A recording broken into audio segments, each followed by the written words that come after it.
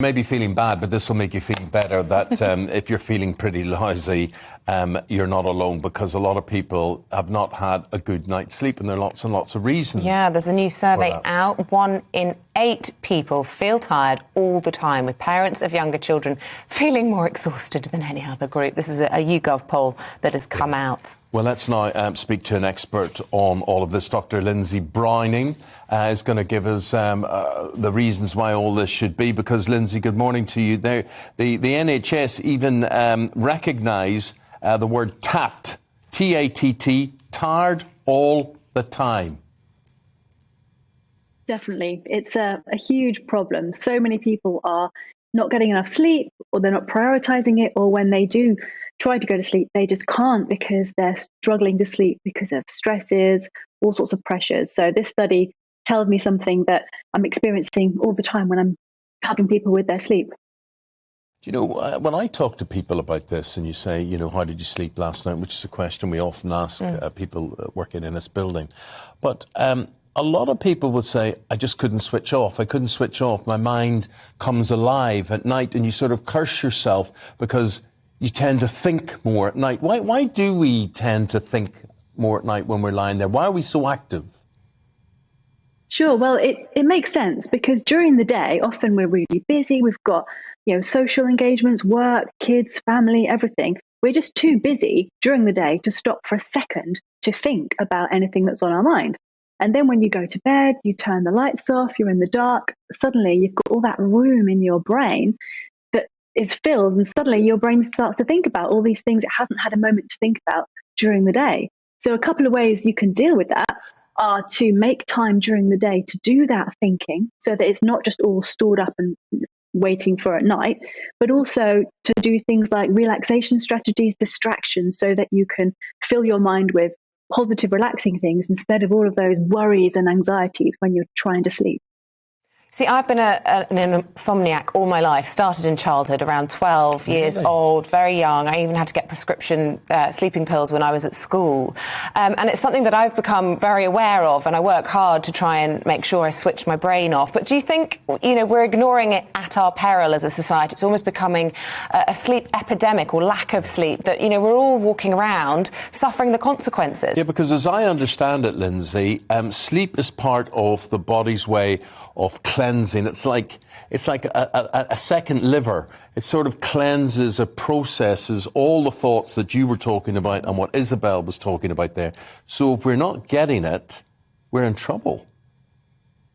Definitely, because during our dreaming sleep, we process emotion and all those sorts of things that we're dealing with during the day. And we also process physical things. Like you said, we during our sleep, we get rid of amyloid plaques in the brain, which help the buildup of amyloid plaques has been linked to Alzheimer's. So that's why people who don't get enough sleep are more likely to suffer from dementia.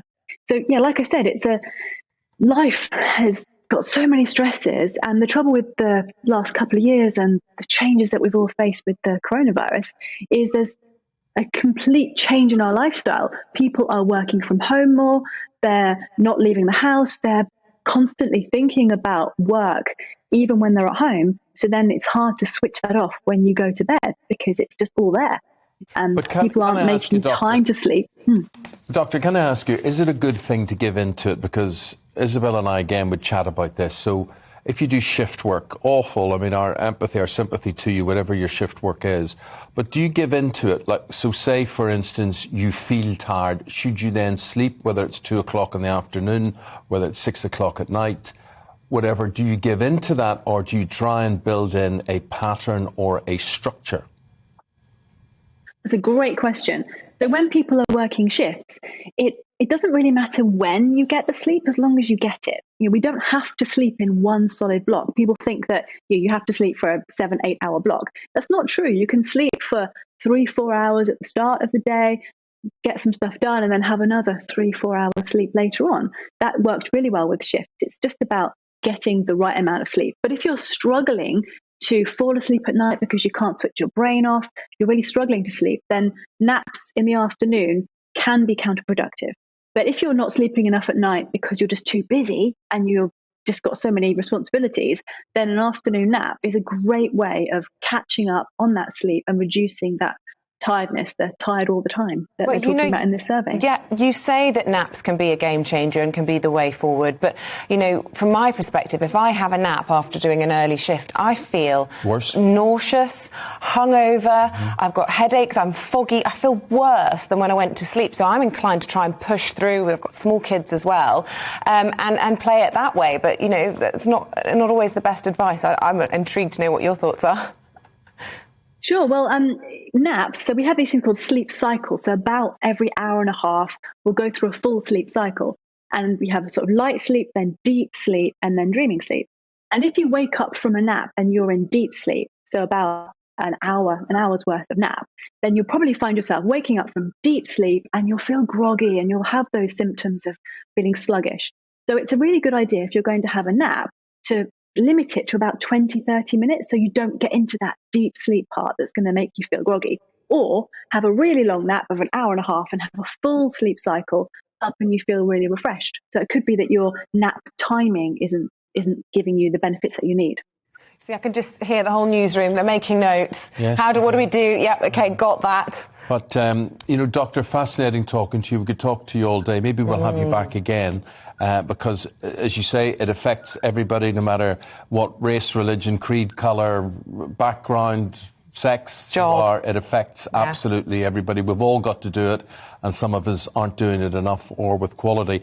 Dr Lindsay Browning, thank you. Appreciate your time. Thank you. We're also aware, aren't we, that you need to drink water or exercise, but going to bed early... Water, then you have to get up to let the water out. Well, I'm not talking about at bedtime. I'm just saying, the health priorities, we're all drilled in to know that you've got to eat well, you've got to exercise, you've got to drink water, but we don't prioritise sleep.